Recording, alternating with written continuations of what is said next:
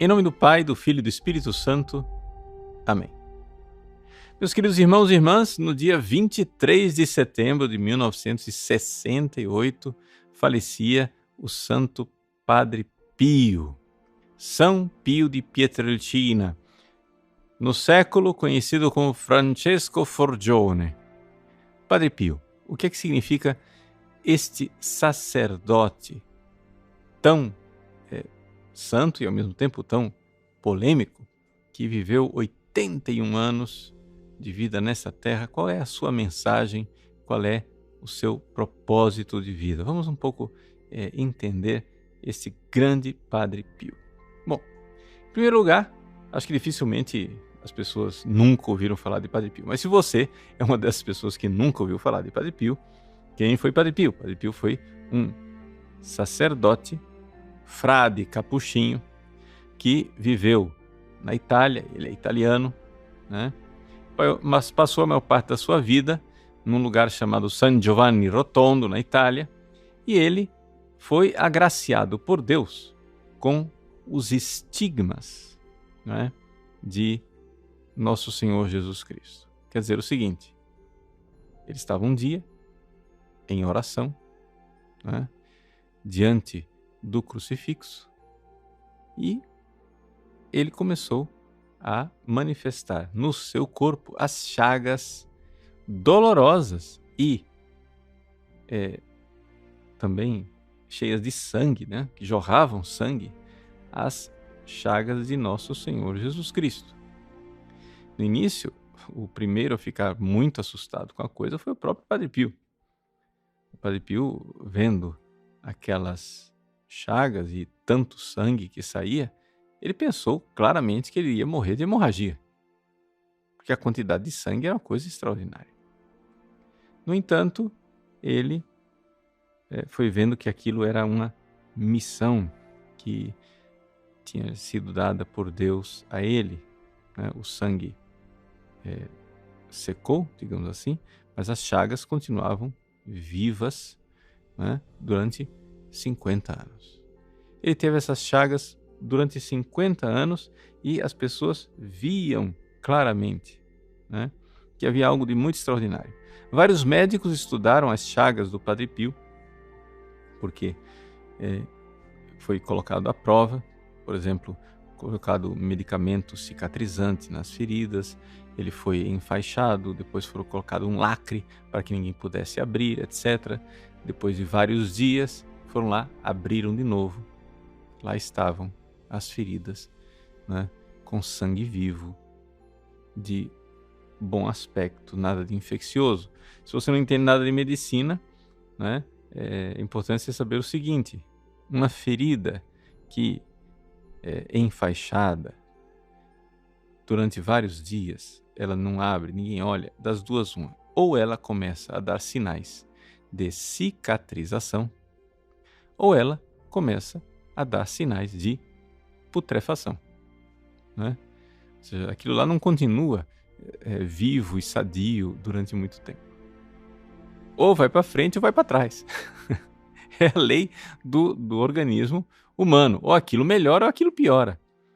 Ou aquilo vai na direção, né, da cura, ou vai na direção de uma infecção, de uma necrose, alguma coisa assim. E, no entanto, as chagas do Padre Pio sempre tiveram, né, um bom aspecto, nunca foram purulentas, nunca exalaram mau odor, o sangue sempre foi vivo e não coagulado, né? Quer dizer, uma coisa que fisiologicamente era muito difícil de acontecer. E a gente se pergunta então, mas por que é que Deus escolheu que este homem vivesse no seu corpo a paixão de Cristo? Não somente que estas chagas fossem confirmadas como autênticas pela ciência, pelos médicos que estudaram e pelos milagres que acompanharam. Porque não somente ele teve chagas, ele também realizava milagres prodigiosos. Ressurreição de pessoas, cura de câncer, de paralíticos, de cegos, etc, etc, um número enorme de curas e curas atestadas cientificamente. Porque, vamos lembrar, o Padre Pio morreu em 1968, quando já existia ciência moderna, quando já tinha raio-x, quando já tinha cirurgia, anestesia, essas coisas todas, né, que comprovavam e mostravam que a medicina não tinha explicação para aquelas curas. Ou seja, o Padre Pio é um prodígio, ele mesmo, uma ação divina.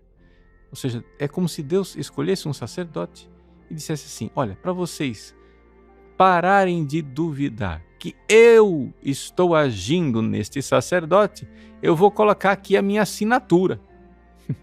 Eu vou colocar o meu selo de autenticidade. E o selo de autenticidade da santidade do Padre Pio está nos milagres inexplicáveis e nas chagas inexplicáveis. Uma vez que a gente tem a garantia de que Deus colocou ali o seu selo de autenticidade, qual é a mensagem desse homem? Vejam, o Padre Pio viveu num período que antecedeu a maior crise da Igreja Católica de toda a sua história, e uma crise causada por uma profunda crise do clero, uma crise dos sacerdotes. Ninguém duvida, né, que depois da morte do Padre Pio houve, não por causa da morte do Padre Pio, você está entendendo, né? Mas é que Deus segurou o Padre Pio nesse mundo até 1968, né?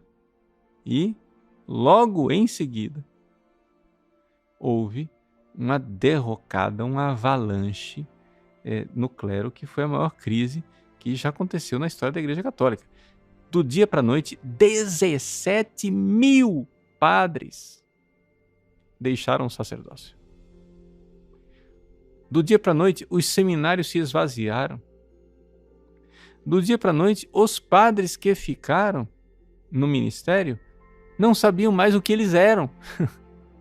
Começaram a pôr em dúvida a sua própria essência de padre, né? Representante de Cristo, que renova o sacrifício do altar. Quantos padres começaram a duvidar do que eles eram?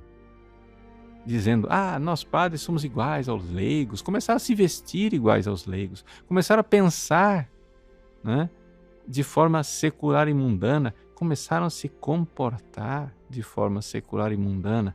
Daí vieram tantos escândalos sexuais, tanta confusão, né, que até hoje nós estamos vivendo as consequências disso, né? Ninguém pode duvidar desta verdade histórica da enorme crise que abalou a Igreja após a morte do Padre Pio. Bom, a mensagem, eu acho que é clara, é fácil de interpretar. Deus enviou este padre, um padre santo, que nunca foi nada de importante, digamos assim, na hierarquia da Igreja. Padre Pio nunca foi superior religioso, nunca foi provincial, nunca foi pároco, nunca foi bispo, nunca foi nada. Ele foi simplesmente um pobre sacerdote que ouvia confissões e celebrava missa. Ponto. Deus enviou esse padre para recordar a nós padres quem nós somos, né? Em primeiríssimo lugar. Ou seja, o padre é o homem do altar que celebra a missa, o padre é o homem do confessionário, e ele deve ser isto não simplesmente como um funcionário, mas deve ser isso oferecendo a si mesmo como vítima, configurando-se ao Cristo na cruz. Eis aí o que é o padre católico. O padre católico é verdadeiro sacerdote que oferece no altar e vítima que se oferece na vida.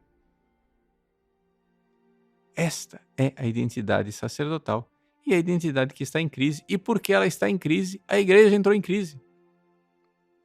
Portanto, a importância do Santo Padre Pio de Pietrelcina, ela é fenomenal. Porque o Padre Pio, quanto mais ele se distancia no tempo, mais luminosa é a sua presença e a sua missão. Já se passaram mais de 50 anos da sua morte E, no entanto, o Padre Pio, cada vez mais, né, fala aos sacerdotes e fala aos fiéis para renovar a fé naquilo que é o sacerdote católico, alter Christus. O Padre Pio de Pietrelcina é o único sacerdote ordenado que recebeu os estigmas de Nosso Senhor Jesus Cristo em toda a história da Igreja. Por que é que Deus, que deu as suas santas chagas de presente a tantos santos ao longo dos séculos, esperou o século XX para finalmente dar estas chagas a um sacerdote? Exatamente porque no século XX e XXI que nós vivemos, se deu e se dá a maior crise de identidade do clero e, portanto, crise da Igreja. Então que o Padre Pio continue falando aos nossos corações. E do céu ele interceda para que nós, também aqui na terra, possamos alcançar a graça de ter santos e numerosos sacerdotes conforme o coração de nosso Senhor Jesus Cristo. Sacerdotes que verdadeiramente sejam sacerdotes oferentes no altar e vítimas que se oferecem na vida. Deus abençoe você. Em nome do Pai, do Filho e do Espírito Santo. Amém.